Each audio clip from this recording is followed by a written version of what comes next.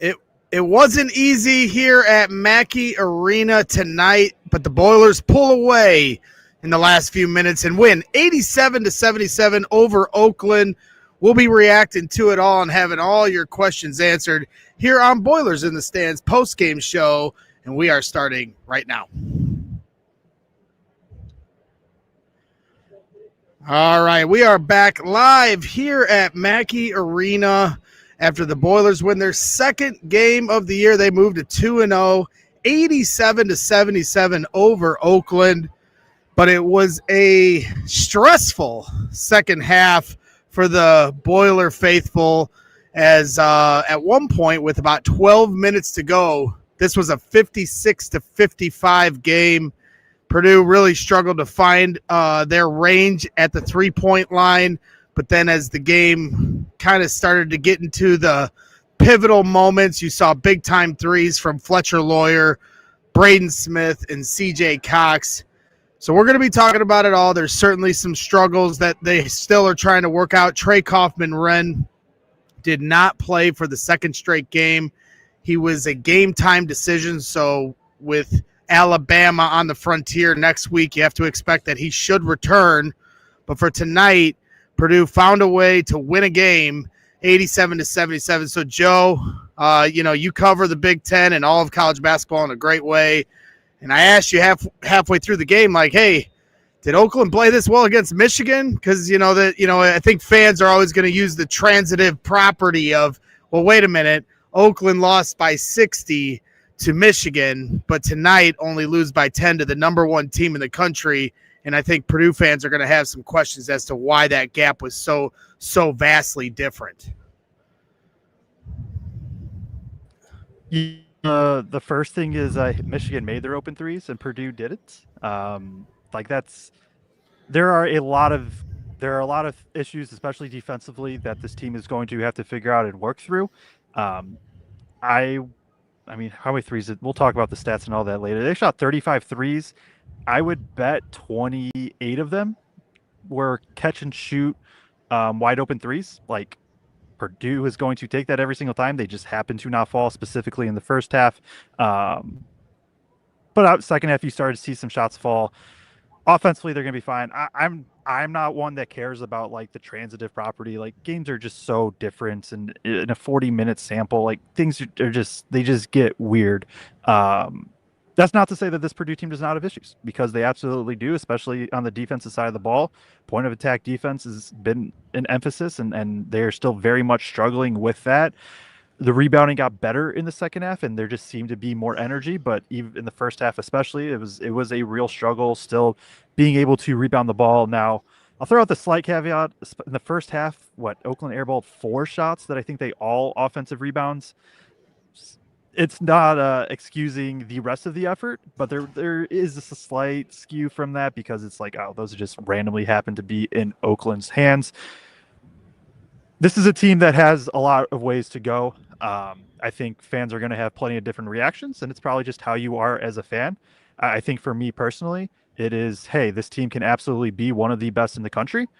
They are not right now, and I'm okay with that, because I would rather them be playing their best basketball come March and not November. And I mean, how many Purdue teams have we seen where they're playing their best in November and December, and then they fizzle out?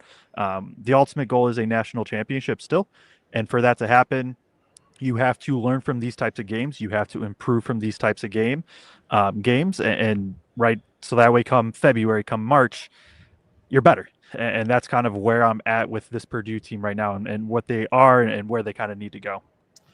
Yeah, absolutely. I totally understand that. I think any Purdue fan that's followed this team, throughout the tenure of Matt Painter, and especially over the last 10 years, and certainly in this golden era window of the last 5 or 6, where they're, very often as the number one team in the country, I think we find that they do get better as the year gets on, and by the time you get to March, a lot like last year, they really find themselves. That being said, that aside from Edey's senior season, this is probably one of the highest expectations a team has ever had. And when you bring in a couple big-time players like Oscar Clough as a senior transfer, and you bring in Omer Meyer, from Tel Aviv, and a guy that's played professional basketball, overseas, and certainly had a lot of hype to him. You're kind of expecting another level here to start the year, and that's simply hasn't happened. And TKR not being there certainly adds a dynamic to this. I would say my biggest takeaway of this game, if I wanted to start with the positive. I mean, the Boilermakers did win this basketball game, and nothing wrong with being tested like this early on in the season. And I thought Fletcher Loyer certainly came up in big spots. And if you look in these first two games, the way he's been shooting the basketball and with confidence, I think those, offensively, and some of my positive takeaways are watching Fletcher Loyer and Liam Murphy, who had a big time second half, and Jack Benter, and even Braden Smith at times, not hesitating when they have the open three. Yes, they missed a lot of threes. They ended up getting that percentage close to 40% for the night. Early on, it was an ugly percentage, but they started making them when it mattered. And so I'll give them the credit of being fearless when taking those shots. But then I guess when I want to, pivot to my concern about this team, I was really hoping I'd see more from Oscar Clough here in these first two games. I certainly can understand why he was, brought over as, this senior transfer with this resume and reputation. But so far, I'm not seeing enough presence down low. I'm seeing a guy that's getting moved off his spot a little more than I want. And, for me, if this team is going to win basketball games, they have to have a presence down low. And when you are getting out-rebounded like you have so far in this season, whether it's in the exhibition games or in these first couple games, I understand TKR is out, but at the same time, I need more from, the big-time senior transfer, Oscar Clough. He finished the game strong. I'll give him that. I think everybody on this team finished the game strong, and they needed to, because Oakland had him sweating for a second.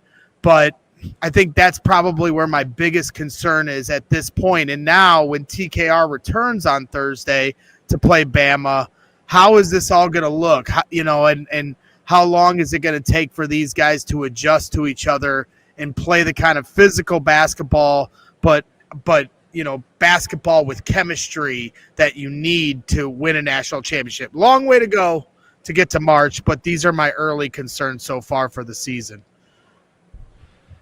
Yeah, I mean, I get what you're saying with Clough. I honestly thought he played fairly well.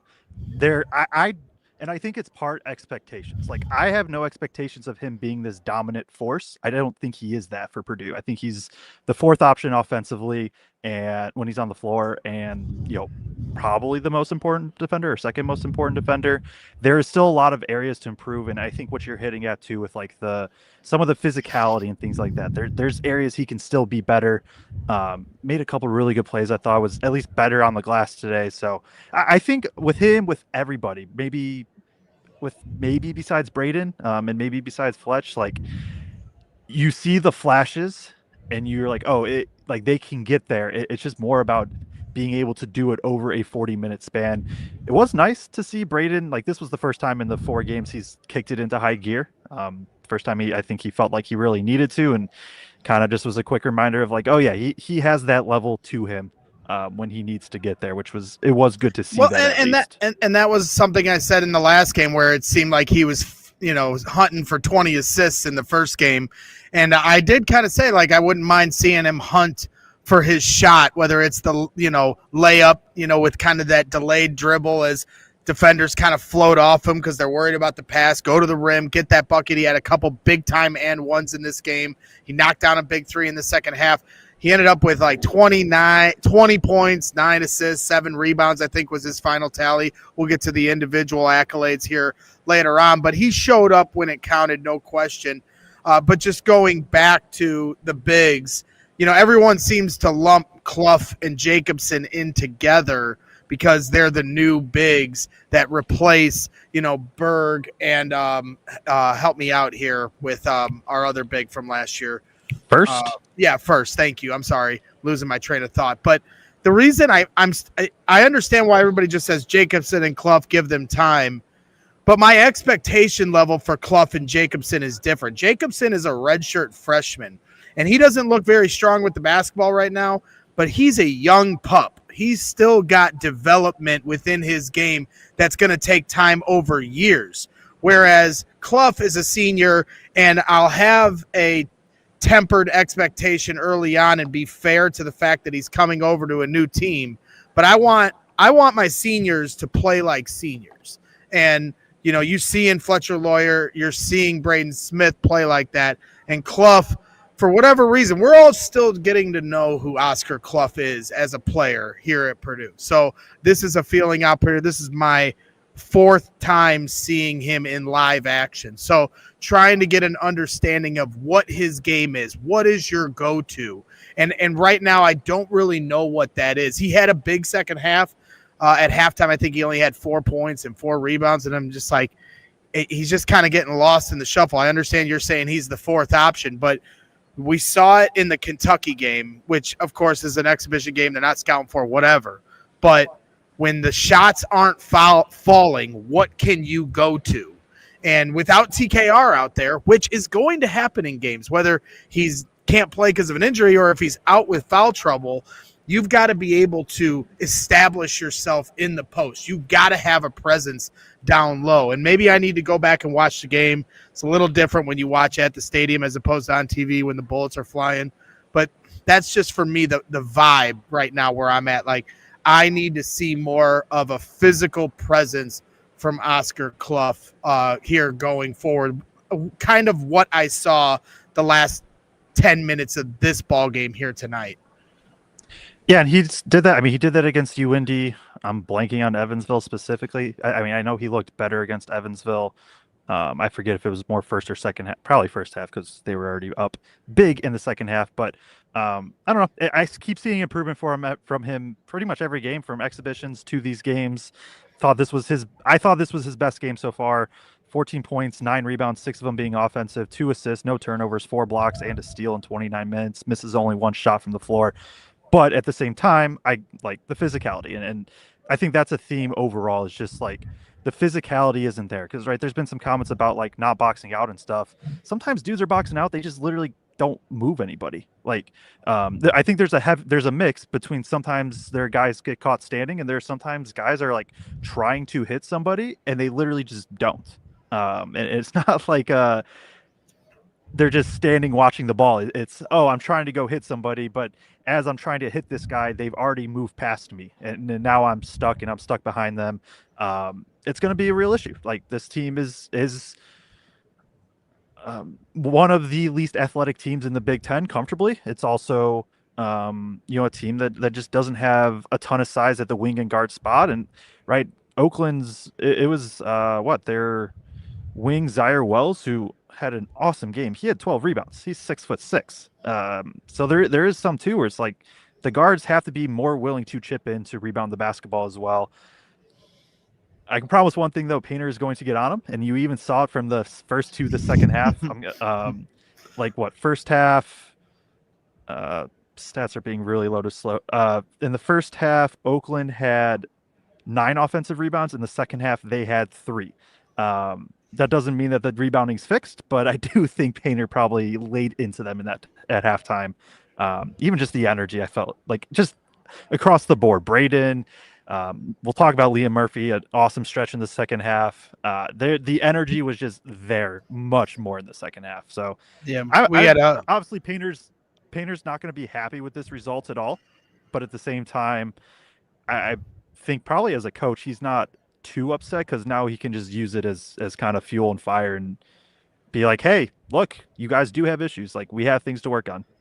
Yeah, no question. I do think I always love a closer game than a blowout, just because I think you learn more about yourself in those kind of games. I don't care about the rankings. If they want to drop them out of being the number 1 team in the country, I don't care. What I care about is Alabama on Thursday.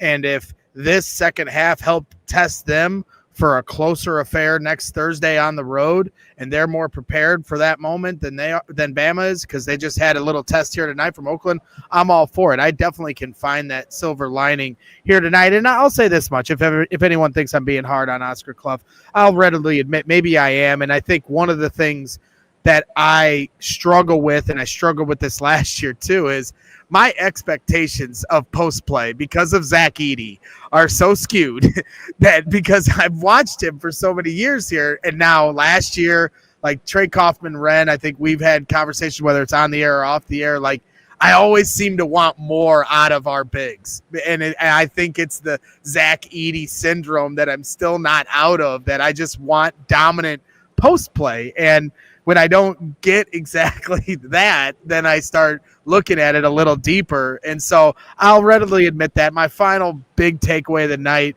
and maybe this is something that's going to be a theme. I hope it's a theme for every postgame show. But officially, right now, my favorite player on this team is Jack Benter. And Liam Murphy certainly shot up the rankings here tonight with his play in the second half. But I love what Jack Benter brings to this basketball team. This guy is a knockdown three-point shooter. He's got the right size. And I think the other thing that I like about him is that he's so versatile. He can switch on just about anyone. At one point, I watched him guard the post pretty well. The bucket ended up going in, but I thought he held strong defensively at one point, getting challenged down low. And then if he gets switched outside on the perimeter, I think he does a pretty good job out there as well. So I think we all see what he brings to the table from an offensive perspective. At one point, he had another nice pass across the court from the corner to an open three. It didn't go down, but it was a good pass. So he's got the vision, he's got the shot, he's got the size. And so I'm loving what I'm seeing from Jack Benter so far. And I know this is a hard team to get minutes from, but I want to see more minutes from Jack Benter. I really am impressed, and I think he can really help this basketball team. He's definitely been kind of the silver lining through these first two games with TKR out. There's definitely, as with everybody, room to improve defensively, rebounding. You can actually just say that for literally every single person on this team, though. But yeah, he is not, like, the thing I think that stood out to me the most is he's not afraid to shoot. And he started ice cold. I mean, I think he ended up shooting 3 of 7 from 3 on the game. And I'm trying to find the first half stats now. He was 2 of 5 in the first half. I feel like he started 0 of 3 or 1 of 4 type, and then knocked down his last few. So even with the early misses happening, it is, he is not going to be scared. He's not going to be shy. And when you have that as realistically, when TKR comes back, he's their 8th-ish man, give or take a little bit. Just even if he's playing 10 to 15 a game, which probably suits him more for Big Ten play this year, he is not gonna be afraid, and that's gonna be massive for. I think you can group him and today specifically Liam Murphy with that too, of like, they're just going to come off the bench firing, and they're not going to care if they miss. If they have a wide open look, they are going to shoot it, and they're going to make it more often probably than they miss. And that's very big to see, especially from Benter being. I know he's a redshirt freshman, but still, just being a freshman, this is only his second career game. Yep. We're going to take a quick timeout to give a shout out to a couple super chats here. Craig Bowers is in the chat, and Kraig couldn't make it here tonight. We certainly miss him and his fantastic coverage to this team. And, he'd probably get me to calm down and shut up a little bit about my crying. But he's in here, and he says, thanks for holding it down tonight, guys. While I was at an event with my son, 4995 for you both. He gave a $10 super chat. Appreciate you, Kraig, supporting the program, and we love you very much. Hopefully everything travels safe and all that. We'll see you for next week's coverage here. And the Double D's podcast, shout out to these guys. They just dropped a podcast with Aaron Fine the other night. Make sure you go check those guys out. We're always supporting the Boiler community and all the content creators. Everybody does such a great job. And they dropped a $5 super chat in here saying, thanks for always being our soundboard guys. 2-0, move on, improve, bring a new energy to Alabama and TKR. Boiler up. We appreciate the super chats, and make sure you guys hit up the Double D's podcast for that Aaron Fine interview. All right, so Joe, why don't you take it from here? I'll try to slow down with my emotions here as the game's starting to wind down. I don't know where you want to take this next, whether it's the minutes chart or if you want to go into individual play, but I'm going to start letting you steer the wheel here a little bit. Yeah, I mean, we can go to the minutes chart here. For anybody that's new, colored box meaning that's player played at that minute. So you can see the Purdue margin down at the bottom. Pretty standard, except for CJ obviously going out in the first minute. I think he got hit in the face or the eye or something like that. Obviously, he returns just a few minutes later. But outside of that, it felt pretty much how you would expect. You can basically, I would say, when TKR comes back, put TKR into Jack Benner's spot, put Jack Benner into Liam Murphy's spots, plus or minus a few minutes here or there, and that just kind of feels like how it should be. I will say I thought Painter, especially like second half, like he got the right rotations. It felt like he got CJ and Clough the couple minutes rest they needed, Loyer to Benner, and kind of staggered them in a way where by the end of the last 8 minutes, the 5 best players that Purdue had today were out on the floor in crunch time. So I don't think Painter necessarily wanted to have to do that in a game versus Oakland, but he did, and so I do think he was pretty much spot on with kind of how the rotation should have worked. I don't know. Do you have anything, Braggs? Because I don't think there's anything. Well, I mean, I think for this one. I think what stands out, because it doesn't. I think we've gone over this over the last few years, and something we really highlight on this program is it doesn't matter who the starting 5 is. It does matter who the final 5 are. And so when you look at this, the thing that stands out is that Jack Benner was one of those guys. Now, with TKR returning next week, then the question goes to is it that's what will be the difference? Is Benner's out and TKR's in, or will Painter want to have the one big with the 4 shooters, or is it dependent on score and context of the game? I think it'll just depend on kind of context, and like if Benner has a hot hand, he probably gets more minutes. You're going to play TKR as much as you can, anywhere from that 28 to 32 minute range. Benner is somebody, though, where Purdue has to operate differently offensively, and having Braden Smith helps in this area a lot. But like last year, it felt like when TKR went out, it was kind of like, all right, what does Purdue offense do? This year, I mean, you're not going to run a ton of stuff for Jack Benner, but he at least opens up the floor. It also gives them the option to go TKR at the 5 if they want to in certain games. And if the defense is going to be bad, then you can have the lineup where you just go all in on the offense and be like, all right, we can't stop anybody anyways. Let's just put down our 5, our best offensive lineup and kind of see if we can just outscore them. So that's kind of it's a good problem to have. I think maybe not one we expected to have coming out of 2 games, but definitely a bright spot there. Okay, well, maybe before we get to individual play, I don't know if you brought the board, and if you didn't, then that's another fine. But we were talking during the game about, there it is, and nobody's muted their mic here today, so that's a start, knock on wood.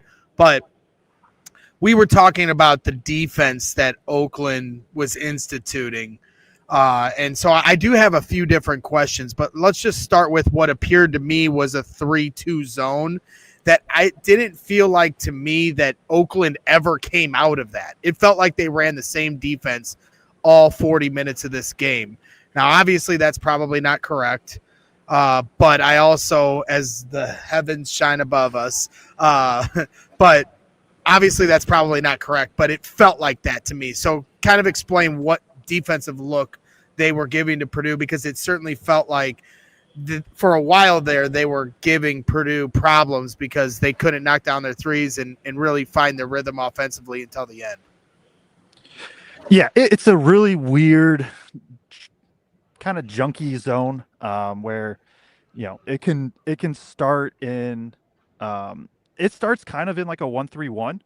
And so basically then based on what Purdue was doing, so what they were generally trying to do is something like this, where they'd start out like this, and then maybe ball goes here, and then generally it says this was like Benner, this was Murphy, would kind of flash, and you go from there. But right, so it starts in this 1-3-1, but as the ball moves back and forth, that's where the defense can kind of rotate to where almost like that through 3-2, like you said, where maybe this guy comes over here, and then right, this guy's going to come here.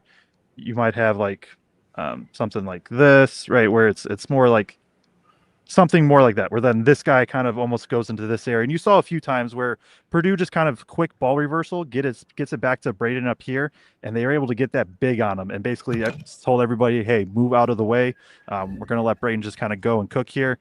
You also saw this is where you could kind of see some of those, if Braden could get this guy to go up onto him, that's where you could see some get the ball in the middle and some high-low looks that we saw. So I know that was kind of just scribbles by the end there, but it's right, this 1-3-1-ish that starts there, but basically as the ball moves, morphs into something closer to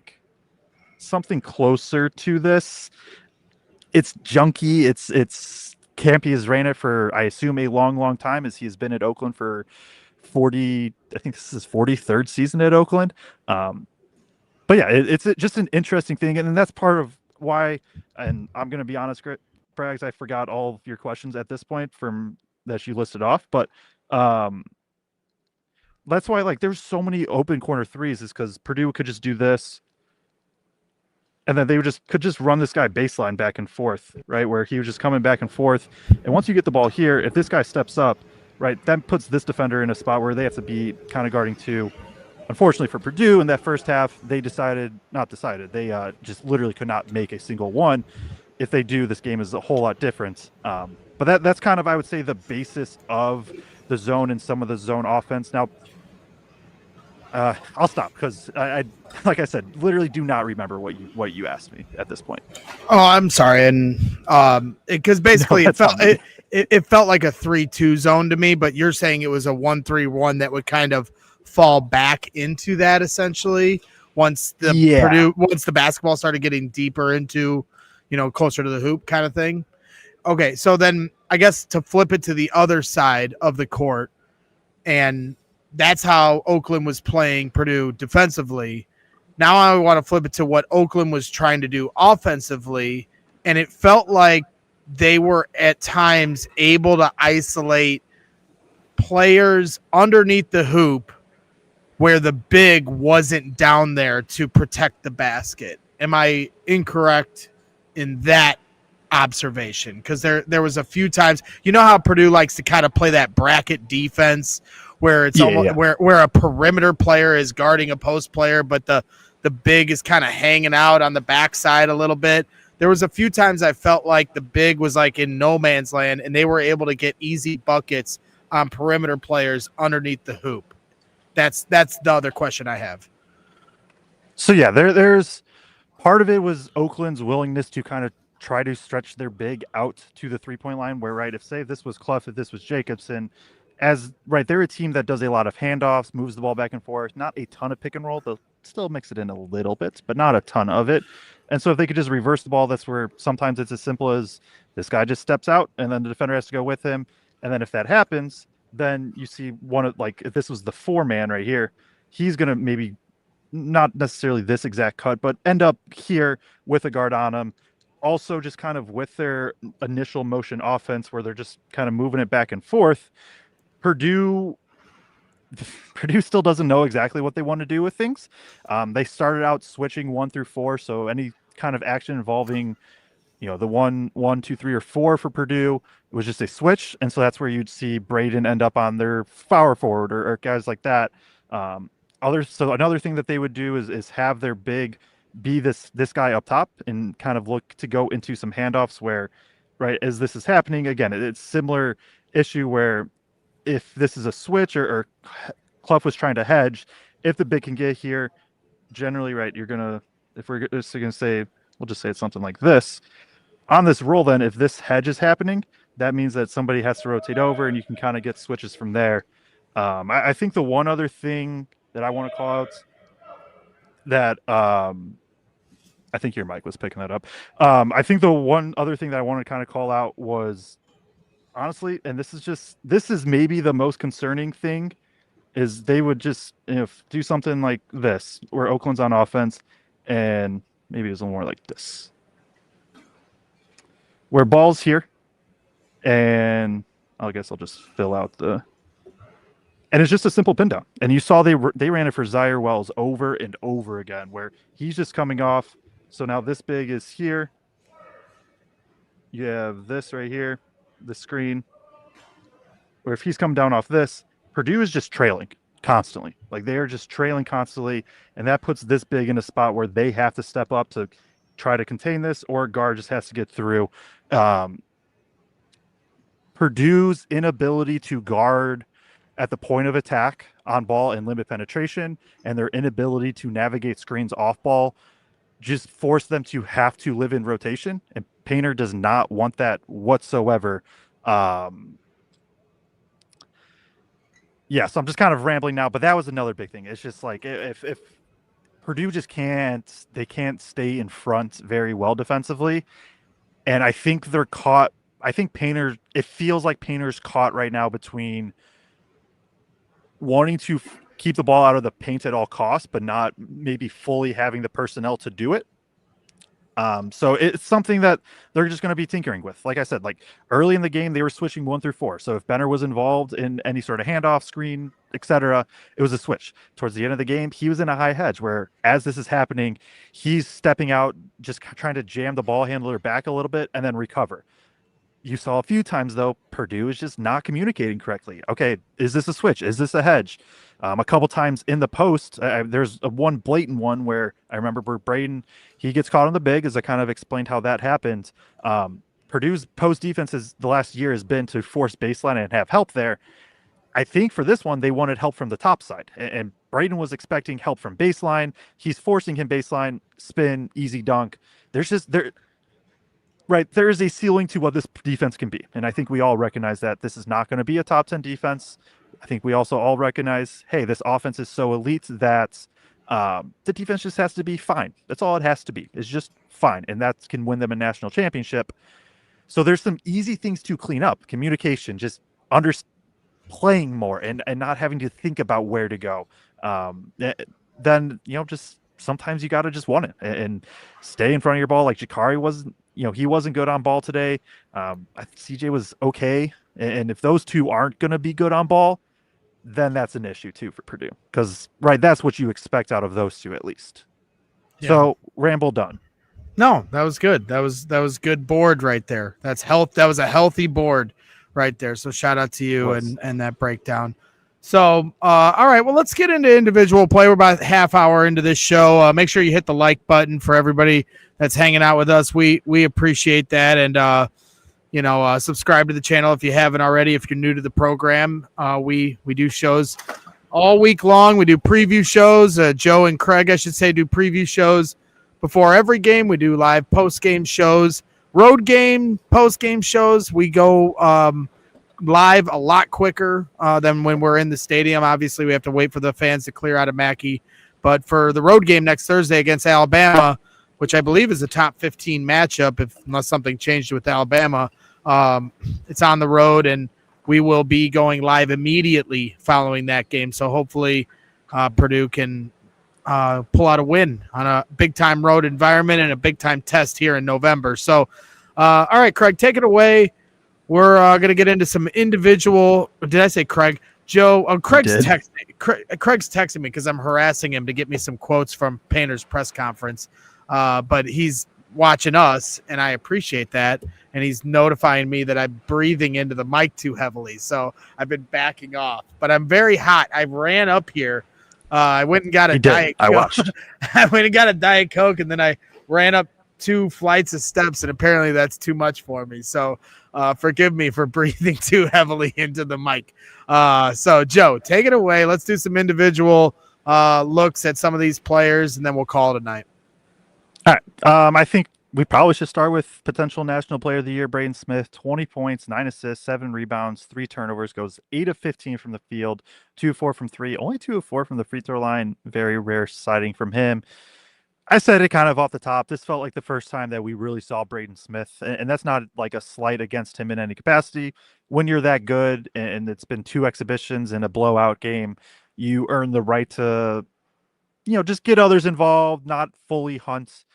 You saw him in that mode today, though, for the first time. And right, as we talk about some of the deficiencies that this team has, they have Braden Smith. And there are going to be games where he can just simply make problems go away because of how good he is offensively.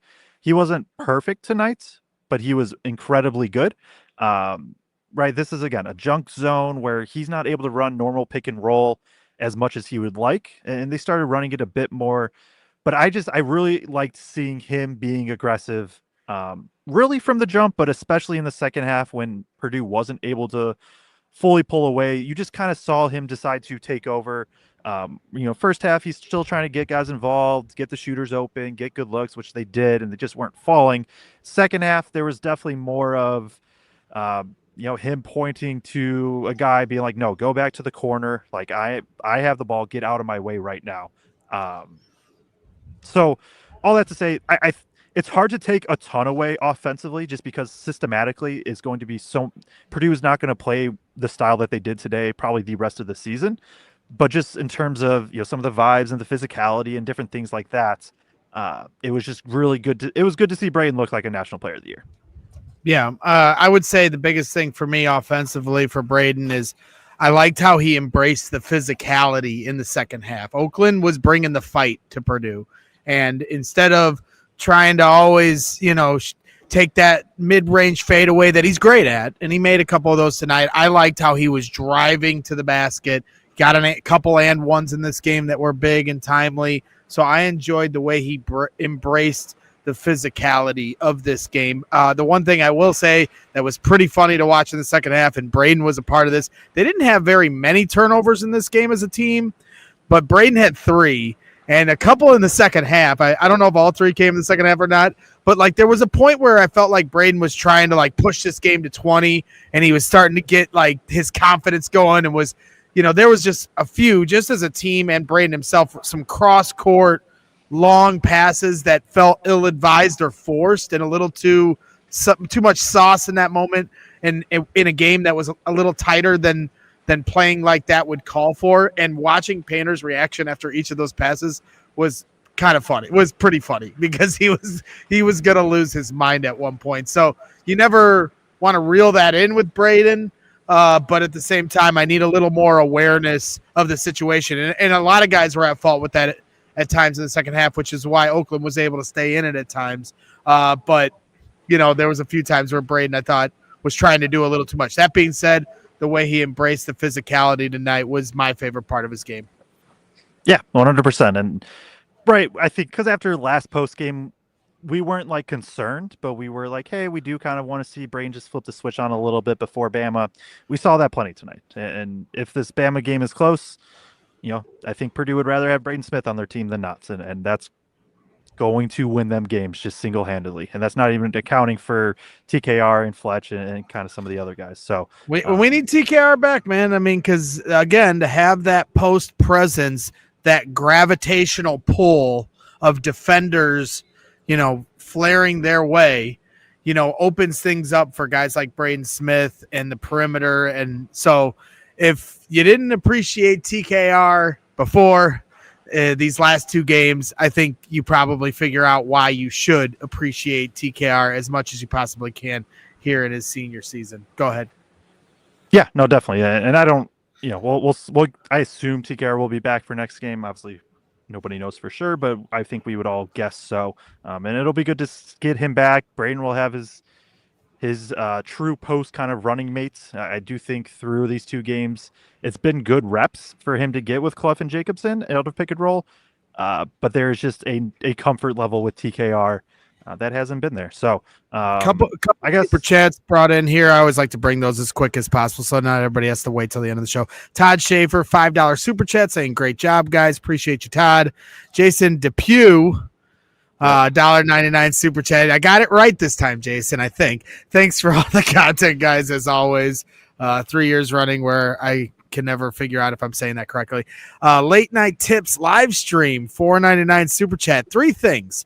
Always a team each year that gets pushed by a mid-major early. TK plays, we win by 20 plus.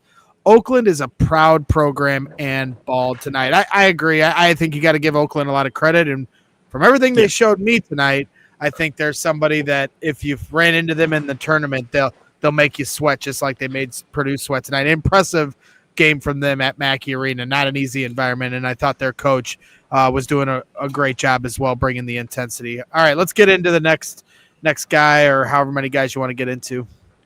Yeah, I mean, I think we'll go. There's 6 to hit on, and then the other 3 we can kind of just touch on. I not too much for Fletch, other than when it mattered most, he was knocking down shots.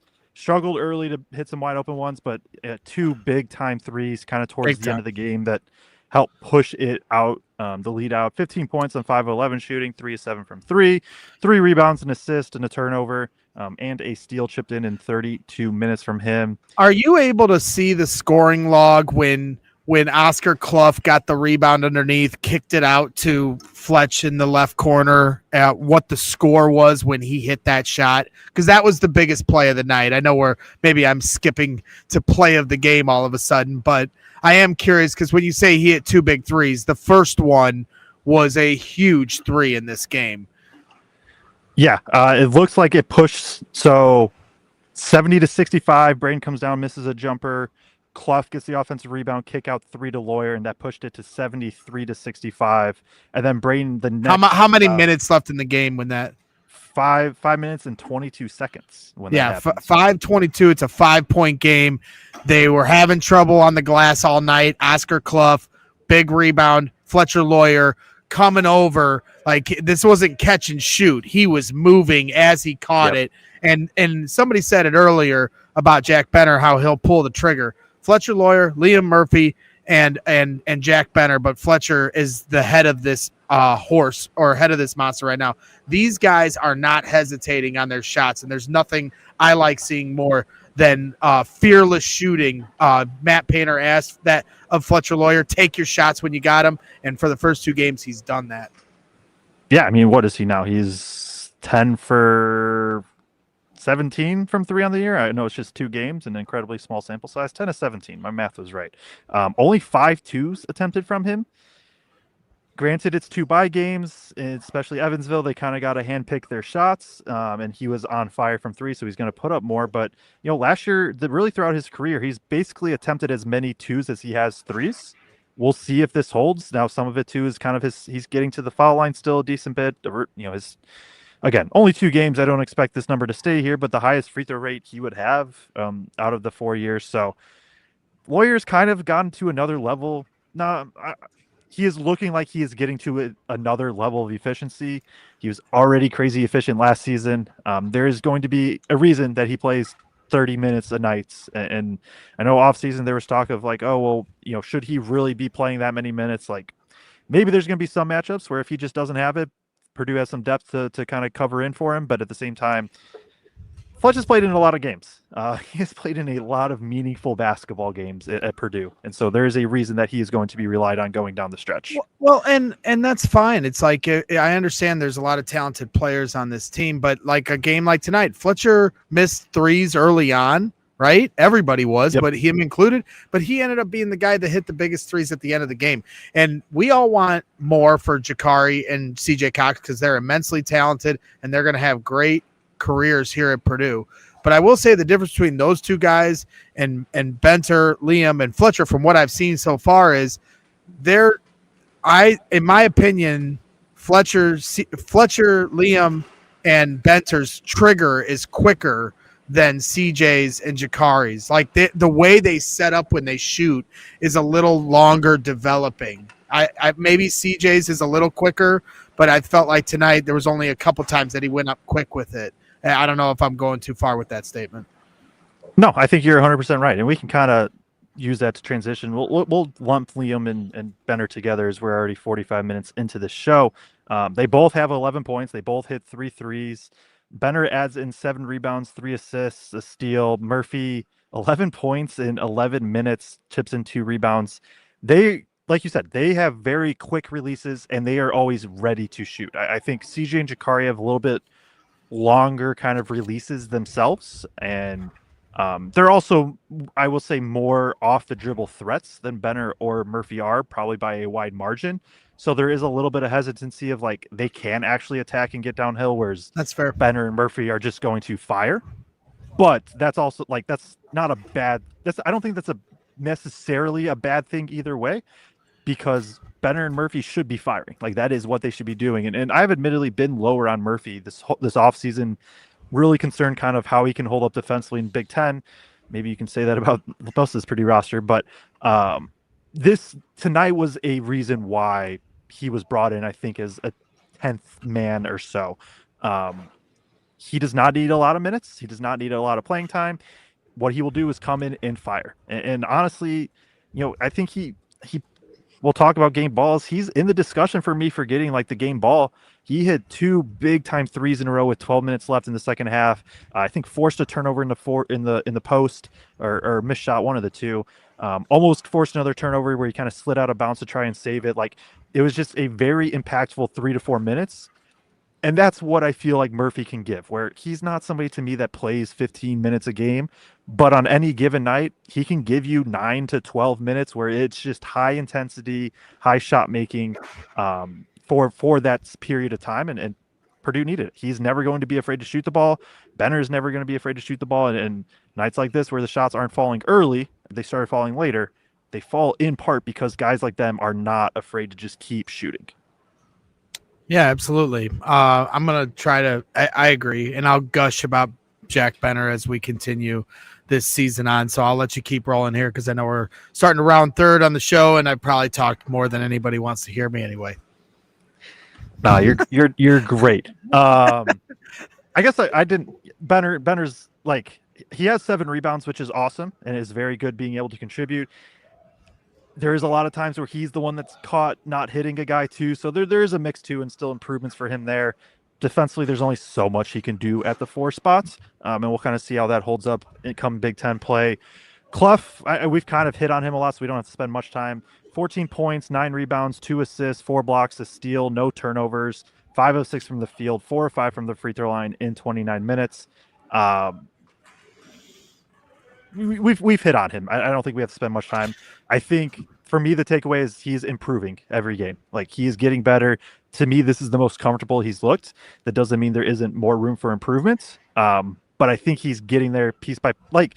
If you asked me 2 games ago, I was like, oh, Jacobson's going to have to be the guy at the center position, and I try not to be too hot takey and overreactionary, but like it's almost flipped. And maybe we can bring Jacobson into this briefly.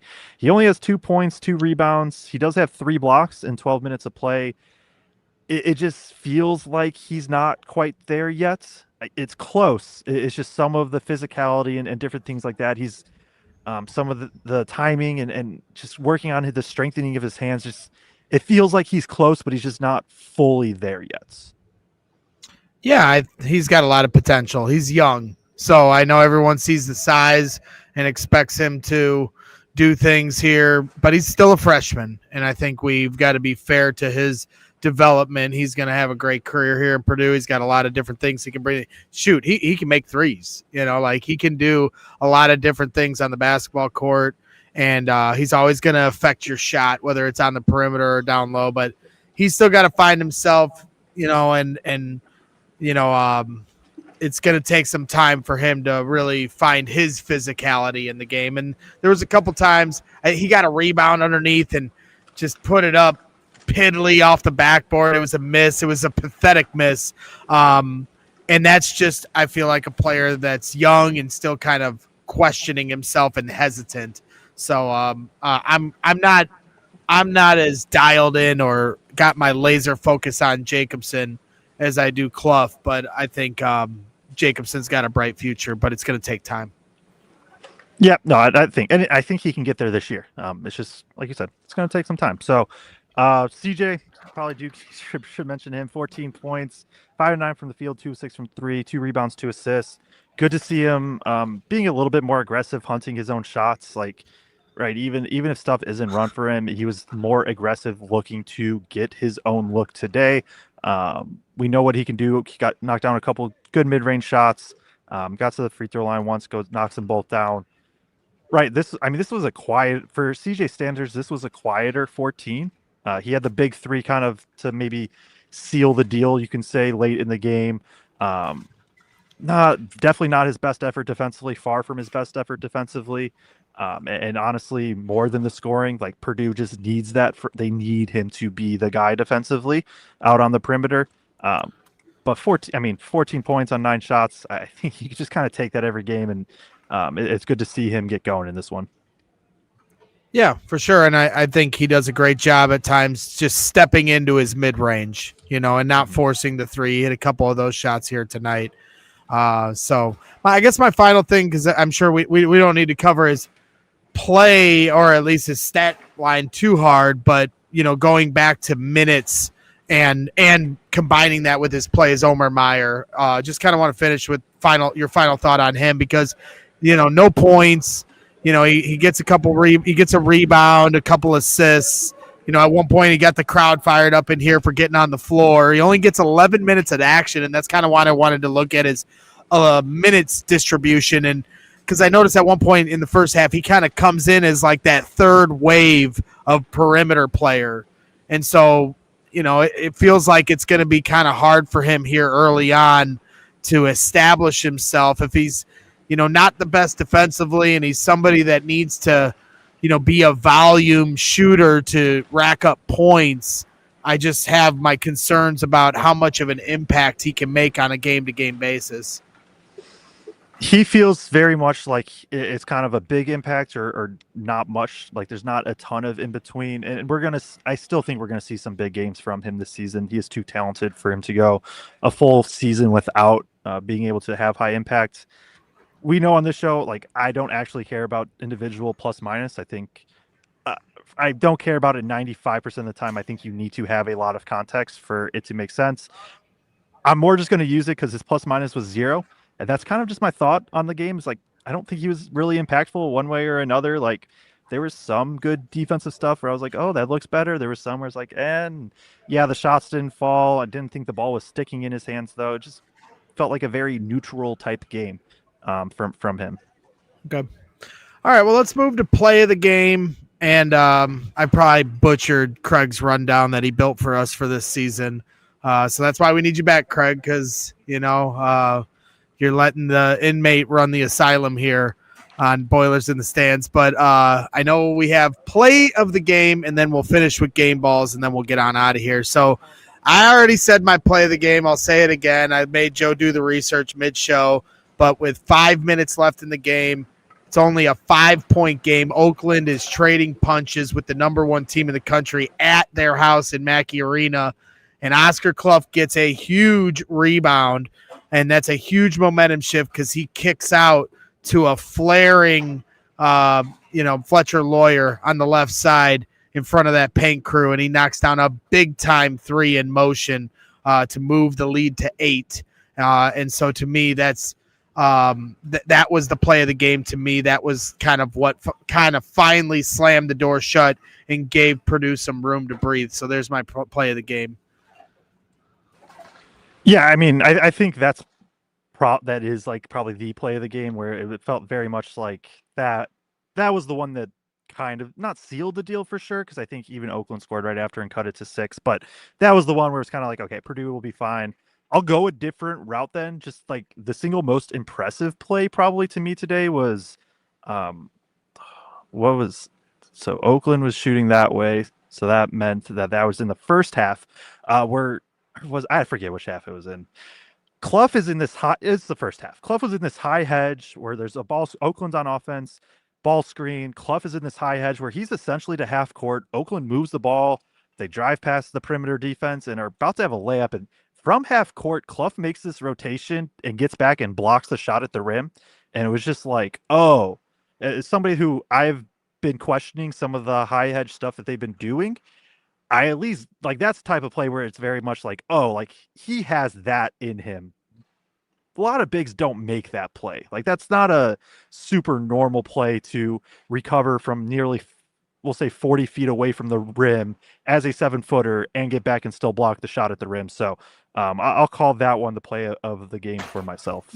And he also had a big rebound in the second half at one point when it looked like it was going to come down to a guard having to try to get a rebound over a big, and Clough came over the backside and tipped it. And then it was able to Purdue was able to retrieve, and we both kind of looked at each other at that point and was like, because Clough was out at the top of the 3-point arc, and he could have just been a spectator on that play, but instead he inserted himself in the action, tipped the ball up. Purdue was able to retrieve it and go the other way. And I don't know if they made a bucket or not, but it was a big rebound. And I know Purdue's trying to find every way they can to rebound the basketball a little more. All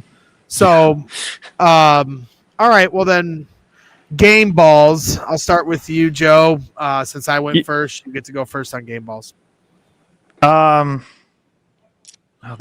tough thing is there's like 4 players that I want to give it to. This felt like a more balanced game, but it's going to be Braden Smith. Like 20 points, 9 assists, 7 rebounds, a couple big time shots, goes 2 of 4 from 3, 8 of 15. Room to improve defensively, but obviously Purdue does not win this game without him, and he just impacted this game on such a high level. It was good to see him look like the best player in the country. Yeah, and I don't agree with you guys. You guys kind of made this call without me, and I'm bringing my vote into this as well. And I don't think that we should be allowed to say the same person. I agree with you, I think. I don't think we should. We don't use the same on Bears post-game shows. We're not allowed to say the same guy. So I don't know. I'm throwing my gauntlet down. I'm going to be a man, and I'm going to pick my own person. This isn't we'll overrule Kraig right now since he's not here. Since it doesn't matter. It really doesn't matter. It really doesn't matter. But I'm going to go with very important. I'm going to go with Liam Murphy. I would go with Fletcher because of the big 3 to push it to 8. That was the play of the game. But to me, the more pivotal moment, because with 12 minutes left in this game, it was 65-64. And if I made Joe go back to the game log, which I don't have to make him do this, but Liam Murphy hits 2 threes in this game, and one of them was in that stretch of moment where they needed it just as much as they needed the Fletcher Loyer 3 with 5 minutes to go. I see Jason Depew in the chat yelling Benter, and I get that. I could pick Benter every game because of how much I'm loving this guy. But let's give a shout out to Liam Murphy because he hit a couple big time buckets, and there was also a moment that could have been the play of the game where he comes up behind and almost gets a behind-the-back steal. It ends up going out of bounds, but that was right when Murphy and Omer Meyer both dived on the floor at the same time. And, they couldn't get it, but you love the intensity and hustle there in that moment. They didn't back down to the fight that Oakland was bringing to them. So you got to give Oakland credit for the fight they showed tonight, but then I'm going to also turn that credit around for Purdue not embracing the fight in a game that maybe they felt like it shouldn't have been. So be it. They were in one, and I thought they responded to it well. Yeah, no, I'm glad you picked him because I was almost going to let you go first, let you pick Braden, and then I was actually probably going to go Liam Murphy. I do have it pulled up. It was 56-55. Oakland had just drilled a 3. Murphy comes down, hits a 3, 59-55. I believe then he forces a travel in the post. Liam Murphy forces a travel when he's defending in the post, and then he comes down and drills another 3. It's 62-55. You mentioned the loose ball kind of in there as well. So a very, very big stretch as well. So you could argue I'm glad you shouted out Liam. You could argue that was just as big, if not a bigger moment than the Fletcher 3 with 5 minutes to go. They're pretty equal if you consider the clock. 100%. So shout out to Liam Murphy. This was probably his first moment here early on where he kind of showed Boilermaker fans what he's all about. So, all right, I think that's it. We've reached almost the 1 hour mark. Do you have anything else, Joe, before we get to moving on to Bama? Yeah, I would say so. Be a fan however you want to be a fan. That's not our job on here to tell you how to be a fan, and everybody, can go about this differently. I'll do that with the left-right chance. There you go. That one maybe is a little bit different. But I will say for me personally, I don't think this is game 2 of 31 regular season games and hopefully 6, 7, 8 more postseason games. A poor performance where they still win today does not mean that they are going to be bad. I don't think you have to give up on this team. If you want to, that's go for it. But where I'm at, there is a lot to improve for this team. This team is still one of the best teams in the country. Do I think they're the best team in the country? No, I didn't think that when they were ranked number 1 in the AP poll either. But there's a lot of things to do. This offense can be incredibly special. Painter, we know how good of a coach he is. This is game 2 where right? They're key defensive pieces. Some of them are new in Clough and Jacobson. Guys are still trying to figure out some of their roles. Some obviously are very comfortable. So guess just kind of my takeaway from this game is not that Purdue is for sure bad. It's more of like, all right, they got things to do, but give me a team with Braden, Fletcher, and TKR with some good surrounding pieces, and I'm going to take them more often than not. Very rarely is it ever as bad as it seems or ever as good as it seems. That's kind of how it goes with sports. And I'll remind people that last year at this time, we were questioning how good our Purdue Boilermakers could be. And then they played Alabama at Mackey Arena and won a big-time game at home that I think a lot of people thought they weren't going to win. And C.J. Cox kind of had his coming-out party in that moment, and that was kind of their first moment without Zach Edey to win a big-time basketball game on their own terms. And so now you fast-forward a year, we're going to Alabama's house, and maybe there's some doubt, creeping in your mind. But if you doubt Matt Painter and this program, you really haven't watched this team over the last 5 to 10 years, because this is how they build.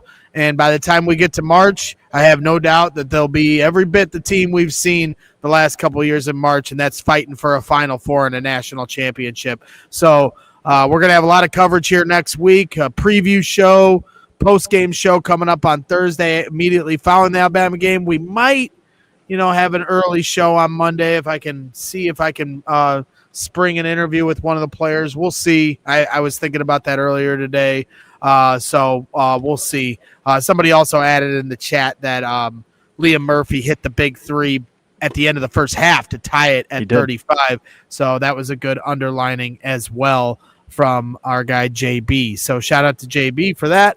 And SLK Boiler said Oakland had 78 on Michigan, 77 on Purdue. So pretty consistent there. Michigan did score 120 against Oakland. Purdue probably could have scored 120 if they had hit their open threes, but that's not going to happen every night. Our guy Steven Tater Swingle saying the centers combined for 16 points, 11 rebounds, and 7 blocks. And like Kyle admits I'm probably too hard on Clough, and maybe I'm with Kyle there. So I appreciate the honesty from Kyle, and maybe I am as well. So excited for him to continue to develop. And then Boiler for Life says bear down to me. So let's hope so. Bears are playing well here to start the year. So it's been nice covering a couple teams that have winning records. I'll take it. All right. Well, I think that wraps things up for tonight.